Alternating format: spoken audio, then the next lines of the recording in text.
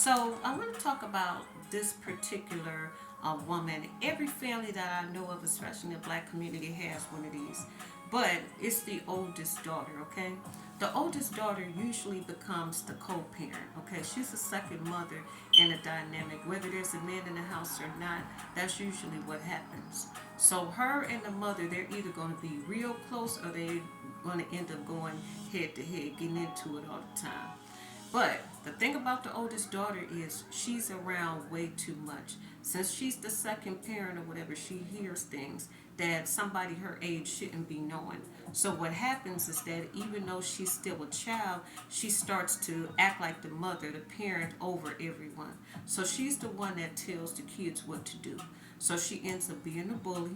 She ends up talking crazy. She ends up getting away with so much because of the knowledge that she knows and everything like that. And because nobody wants to challenge her or whatever, she has the control, she has the power. So just keep that in mind. When that girl grows up or whatever, she still feels that sense of entitlement when she has her kids. So the cycle just continues, okay? She wants to make sure that her kids always has everything. Since she's closest to the mother in a lot of ways, her kids get preferential treatment than the other siblings' kids, things of that nature. So everybody knows somebody like this.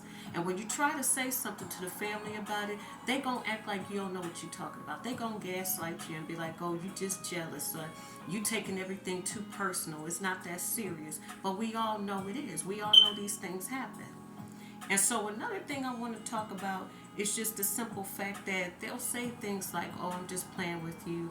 Oh, we just kidding. No, they're not. Because even when somebody's so-called joking with you, there's a level of truth in what they're saying. Every joke has a level of truth in it. That's what makes the joke good.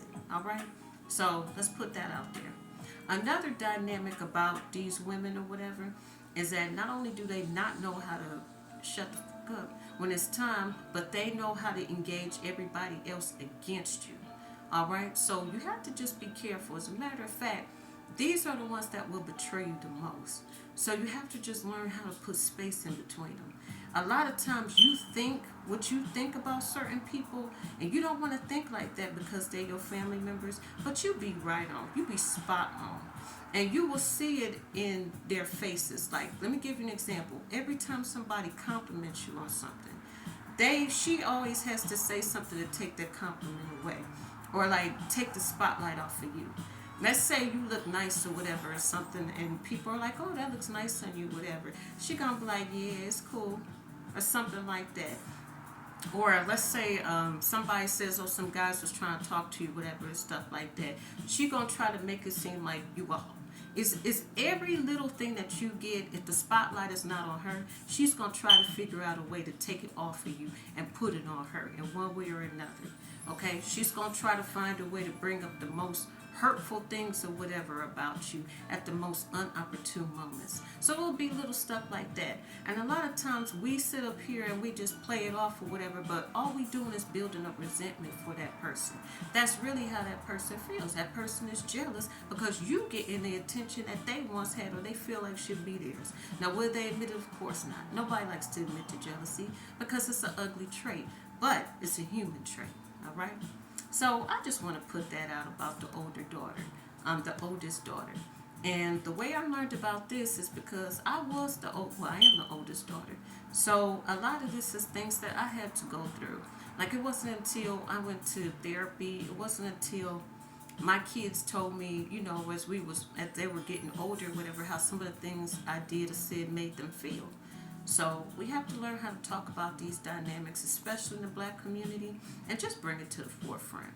So the next family dynamic I think I'm going to talk about is maybe the uncle that you don't want to leave your kids with.